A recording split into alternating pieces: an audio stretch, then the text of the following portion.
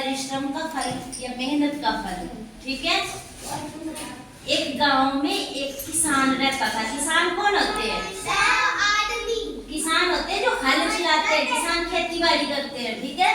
तो वो एक किसान रहता था गांव में। उसके 4 बेटे थे। कितने बेटे थे? 4। चारों बेटे बहुत ही आलसी थे। वो कुछ भी काम नहीं करते थे, कुछ भी काम नहीं करते थे, आलस करते थे कि हमने काम नहीं करना है। और जो किसान था वो बहुत ज्यादा काम करता था खेतों में। ठीक है। तो इतना काम करता था कि उसको थक भी लगती थी। पर उसके बेटे जो थे वो आलसी थे। उनको जरा भी अपने पापा पर दया नहीं आती थी कि भाई हमारे पापा काम कर रहे हैं तो हम क्या करेंगे, हम भी कुछ काम करेंगे। उनको जरा भी दया नहीं आती थी। वो बेचारा बूढ़ा काम करता रहता था। एक दिन उस बूढ़े को चिंता हुई। वो सोचने लगा कि मेरे बेटे तो बहुत ज्यादा आलसी है, तो मैं क्या करूं? मेरे मरने के बाद इन बच्चों को क्या होगा? उनका पापा सोचने लगा, बूढ़ा सोचने लगा। तो सोचता है और वो उनको अपने पास बुलाता है। बोलता है आप चारों मेरे पास आ जाओ। वो चारों आ गए, बैठ गए। बोला हाँ पापा क्या बात है भैया, आपने हमें क्यों बुलाया? तो वो बोलते हैं कि उनका पापा क्या बोलता है कि मुझे चिंता है कि आप मेरे मरने के बाद क्या करोगे। तो आप ऐसा करना कि मैंने जो हमारे खेत है ना, उस खेत में मैंने खजाना दबा के रखा हुआ है। मेरे मरने के बाद आप वो खजाना वहां से खेत से निकाल लेना, खेत को खोद कर खजाना निकाल लेना। तो बच्चे सोचते हैं हाँ चलो ठीक है, देख लेंगे। जब वो बूढ़ा जो है उनका पिता वो मर जाता है तो क्या होता है, उसके मरने के बाद उनको याद आती है कि हमें हमारे पिताजी ने ये बोला है कि खेतों में खजाना दबा के रखा हुआ है, उसको निकाल लेना खोद कर। तो हम ऐसा करते हैं कि खेतों में जाते हैं वाला। वो खेतों में गए और वहां पे उन्होंने खेतों की खुदाई करना शुरू कर दी, जैसे कुदाली वगैरह ली और खेतों में खोदना शुरू कर दिया। पर वहां उनको कुछ भी नहीं मिला। अब वो सोचते हैं यहाँ तो हमें कुछ नहीं मिल रहा है, वो परेशान हो जाते हैं।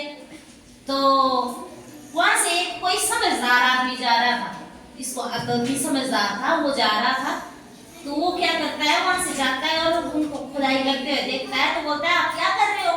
वो बोलते हैं कि हम खेतों की खुदाई कर रहे हैं, हमारे पापा ने बोला था कि यहाँ पे मैंने खजाना दबा के रखा हुआ है, तो आप मेरे मरने के बाद उसको खुदाई करके आप निकाल लेना। तो वो आदमी बोलता है, समझदार आदमी जो था वो बोलता है कि ऐसा करो कि कुछ बीज ले आओ और इन खेतों में बीज को बो दो, इन खेतों में बीज को बो दो।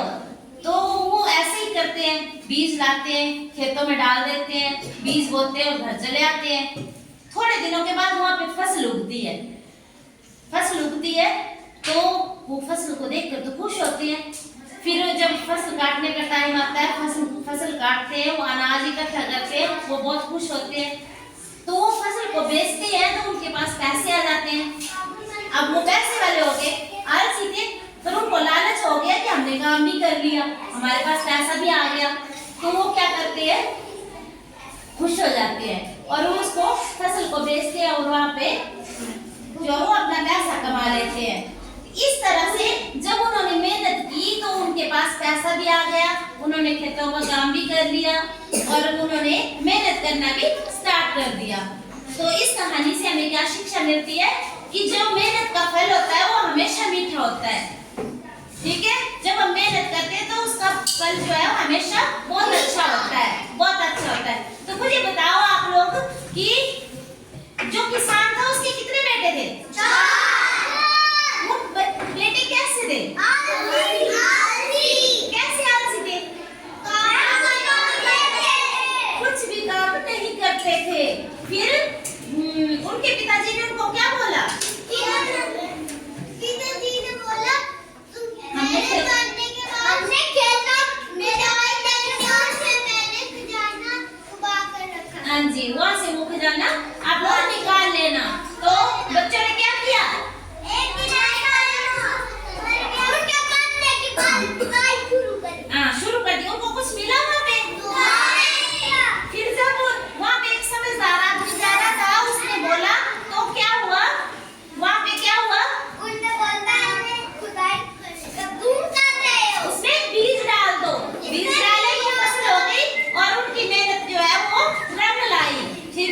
तो उन्होंने मेहनत की तो उनके पास पैसा भी आ गया। तो मेहनत का फल जो है हमेशा मीठा होता है। वेरी गुड, क्लैपिंग करो अपने लिए।